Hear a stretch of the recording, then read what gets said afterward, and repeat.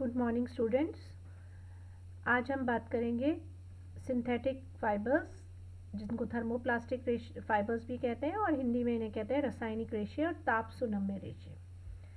अगर हम मानव आविष्कार की बात करें वस्त्रों में, तो सबसे जो नई खोज है और जो सबसे ज़्यादा उपयोगी खोज है वह है ऐसा मैजिक फाइबर जो मानव ने अपना आविष्कार किया, वह है नायलॉन।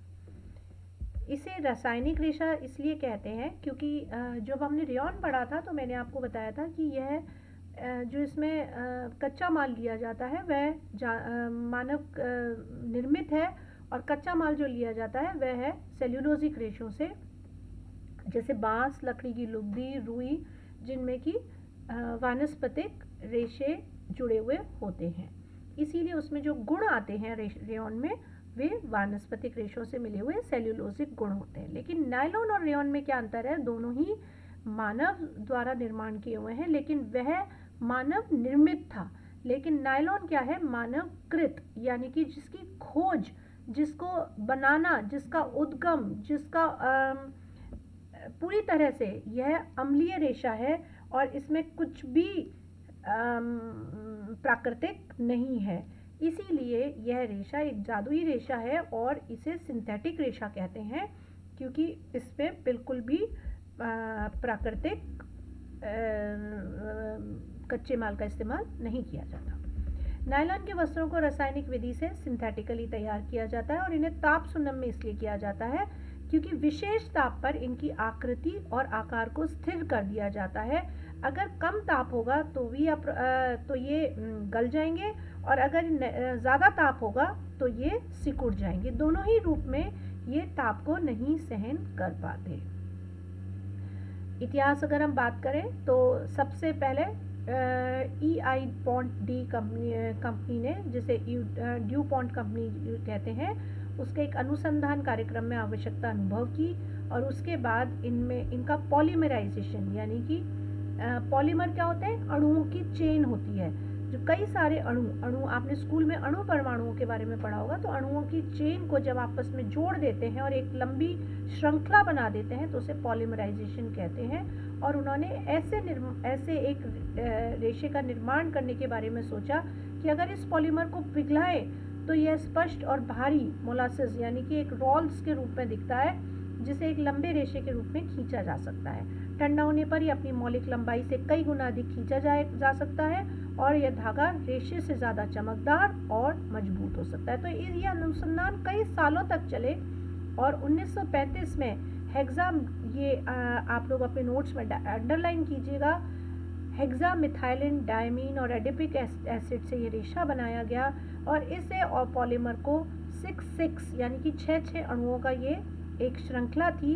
इसी कारण था कि उसका उत्पादन को रासायनिक यौगिकों में प्रति परमाणु 6 कार्बन के अणु सम्मिलित थे। इस पदार्थ को बाद में नायलॉन का नाम दिया गया।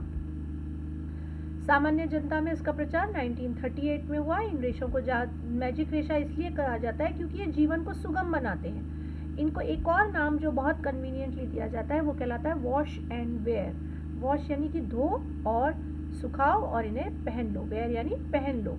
तो धोने, सुखाने, और आपने देखा होगा कॉटन के कपड़ों में हमें सबसे बड़ी मुश्किल क्या आती है कि हमें इन्हें प्रेस करना पड़ता है। सिल्क में क्या सबसे बड़ी परेशानी आती है कि आप इनको ड्राई क्लीन कराना पड़ता है।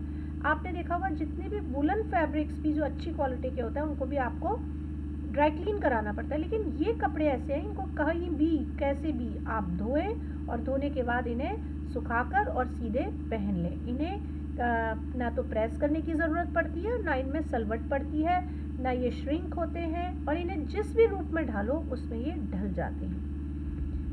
ये ताप सुनम्य रेशे इसलिए मैंने आपको अभी थोड़ी देर पहले बताया, इनको एक फिक्स ताप पर जब रखा जाता है, जिस उपयोग के लिए ये रेशे बनाए गए हैं, उन रेशों को उस ताप पे ये सेट कर दिया जाता है, और जैसे ही आप उनका ताप को बदलेंगे तो वो अपना रूप बदल देते हैं, अपना रूप से कुरूप हो जाते हैं। नायलॉन का निर्माण की अगर हम बात करें तो नायलॉन के निर्माण में कोयले से निर्मित कोल तार के उत्पादनों को सम्मिलित किया जाता है। यह रासायनिक प्रक्रियाओं की एक जटिल श्रृंखला है। इसमें ऑक्सीजन, कार्बन आदि नाइट्रोजन वायु से, हाइड्रोजन पानी से, कार्बन कोल तार से प्राप्त किया जाता है और प्रक्रिया की प्रत्येक श्रेणी पर नियंत्रण रखा जाता है। कोल तार से प्राप्त रासायनिक तत्वों यानी कि कार्बन आदि की गैसों का एक नियंत्रित अनुपात और रचनात्मक अवस्था में सम्मिश्रण किया जाता है तथा उनसे हेक्सामिथाइलिन डायमीन और एडिपिक जो एसिड नाम के रसायनों का निर्माण करके तदुपरांत इन्हीं के संयोग से नायलॉन लवण से नायलॉन सॉल्ट प्राप्त किया जाता है। ये नायलॉन सॉल्ट को मैंने आपको पिछली क्लास में भी बताया था, ऑटोक्लेव कहते हैं, जिसे कहते हैं एक प्रकार का प्रेशर कुकर। उसमें इनको डाल दिया जाता है सभी पदार्थों को और इनको ज़ोर ज़ोर से चलाया जाता है। बहुत बड़े बड़ी भट्टियों के ऊपर रखे जाते हैं, बड़े बड़े कुकर, मतलब हमें कुकर तो बहुत छोटी चीज़ है किचन में, ये बहुत बड़ी बड़ी भट्टियों के ऊपर रखे गए वो होते हैं स्टील के कंटेनर्स जिन्हें ऑटोक्लेव कहते हैं और इसमें ताप और दाब यानी कि प्रेशर दोनों लगाए जाते हैं और जिससे ये क्या बन जाते हैं, फ्लेक्स, कतरे यानी जैसे आप कॉर्न फ्लेक्स बोलते हैं, आपने पोहा देखा होगा तो वो क्या होते हैं, फ्लेक्स होते हैं, उनके रूप में ये इकट्ठे हो जाते हैं और इन्हें बहुलक यानी पॉलीमर्स कहते हैं। फिर इन कतरों को पिघलाकर एक काटने के यंत्र में इन्हें छोटे छोटे छिद्रों द्वारा, जो मैंने आपको बताया था स्पिनरिट होते हैं, उनसे बाहर निकाला जाता है।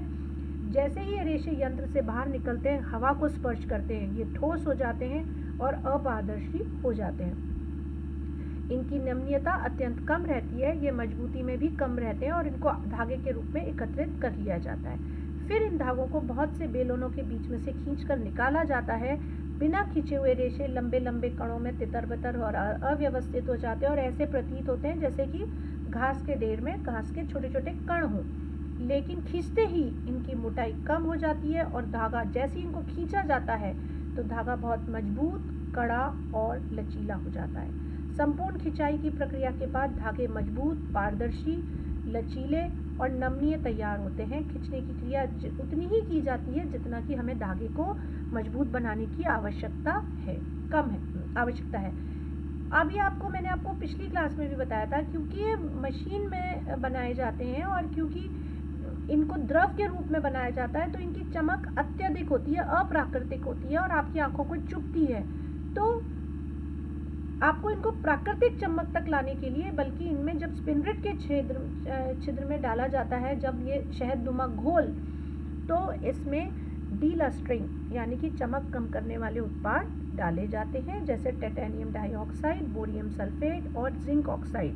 जो ये एक प्रकार के तेल हैं, एक तरह के एक पदार्थ हैं जिनको डाला जाता है तो इससे चमक कम होती है। चमक कम करने के लिए जो मैंने आपको बताया कि स्पिनरिट के छिद्र में जब डालते हैं घोल, उससे पहले ही इस घोल में मिला दिए जाते हैं। अब बात आती है नायलॉन के धागों के बारे में। नायलॉन के अलग अलग तरह के, क्योंकि इसमें रेशे की तो रेशा कह लो चाहे धागा कह लो, बात एक ही है, क्योंकि जब ये सीधे मशीन से निकाले जाते हैं तो ये इनकी उपयोग के अनुसार इनकी लंबाई और मोटाई तय कर दी जाती है, जैसा उपयोग है। आपको मैं नायलॉन के बारे में बता दूं कि नायलॉन के इतने उपयोग है, अभी हम आगे के इसमें पढ़ेंगे कि हम दैनिक, आप सोच के भी बहुत सरप्राइज करेंगे। लास्ट में मैं आपको बताऊंगी कि इस चैप्टर के एंड में कि हम घरेलू उपयोग में कितनी प्रकार से नायलॉन, कपड़ा ही नहीं, इसके अलावा हम दैनिक उपयोग में नायलॉन का कितना उपयोग, मतलब कितना इस्तेमाल करते हैं। चलिए हम पहले बात कर लेते हैं नायलॉन के धागों के प्रकार। सबसे पहले इकहरे धागे। जब स्पिनरिट के एक छेद होता है, स्पिनरिट में जो छिद्र है वो एक होता है, तो धागा एक निकलता है, उसको बोलते हैं इकहरा धागा।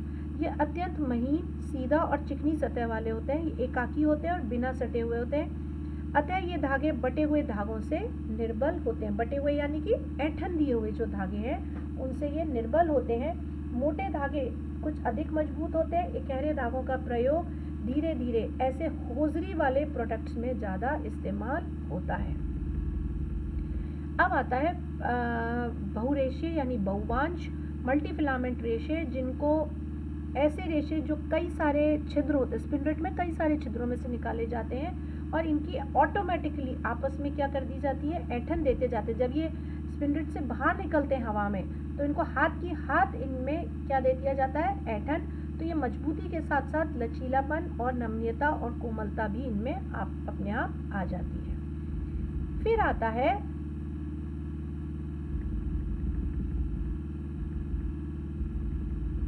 स्पन रेशे यानी कि स्पन धागे। स्पन धागे वाले नायलॉन के लिए धागे छोटे छोटे टुकड़ों के रूप में होते हैं। इनका निर्माण इसी रूप में किया जाता है। इन्हें लंबे धागे, बल्कि अगर लंबे धागे निकल गए तो उनको काट भी दिया जाता है। यह 1-5 इंच तक की लंबाई के होते हैं। छोटे छोटे रेशों को खींचकर बटाई करके कताई के द्वारा ठीक उसी प्रकार धागे तैयार होते हैं जैसे कपास के लिए तैयार किए जाते हैं। नायलॉन के ये छोटे छोटे जो धागे होते हैं, इन नेचुरली कताई से तैयार हुए नायलॉन के धागे सीधे लंबे और अविरल धागों से अधिक मजबूत होते हैं और घर्षण और गिरावट का सामना भी अधिक कर सकते हैं। फिर आता है स्ट्रेच यार्न यानी कि स्ट्रेच धागे। कभी कभी नायलॉन के धागों को घुंघराला यानी कॉइल्स, आपने देखे होंगे जैसे घुंघराले बाल होते हैं हमारे, स्प्रिंग जैसे घुंघराले, तो नायलॉन के धागों को घुंघराले भी बनाया जाता है। इनको इस प्रकार के धागों को दोनों ओर से पकड़कर खींचा जाए तो वे खूब लंबे हो जाते हैं, छोड़ देने पर वे फिर घुंघराले बन जाते हैं। ये धागे स्ट्रेच धागे कहलाते हैं। घुंघराले धागों का प्रयोग भी होजरी के सामानों में ही होता है। यूजुअली जैसे जर्सी, स्वेटर, स्लैक्स, कार्डिगन आदि, इनमें ये धागे लगाए जाते हैं। इनसे बने वस्त्रों में भी यही गुण रहते हैं जो कि पहनने में फैल जाते हैं, क्योंकि ये कॉइल जैसे हैं, स्प्रिंग जैसे हैं। तो जब आप पहनते हैं, आपने रेडीमेड स्वेटर्स जितने भी खरीदते हैं, रेडीमेड जर्सी जितनी भी खरीदते हैं, तो उनमें आप यही देखेंगे, एक 40 किलो की लड़की भी पहन सकती है, एक 50 किलो की लड़की भी पहन सकती है, तो और एक 45 किलो की भी। तो जितना आपने देखा होगा, आप जब बाज़ार में रेडीमेड स्वेटर्स खरीदने जाते हैं तो वो साइज़ नहीं होता, वो बोलता है कि किसी भी साइज़ का कोई भी पहन सकता है। फ्री साइज़ वर्ड यूज़ इसलिए किया जाता है क्योंकि इसमें स्ट्रेच यार्न यूज़ किया जाता है। जितना साइज़ में खींचोगे तो ये खिंच जाएंगे और सिकोड़ोगे तो ये अपने आप सिकुड़ जाएंगे। फिर आता है टेक्सचर्ड धागे।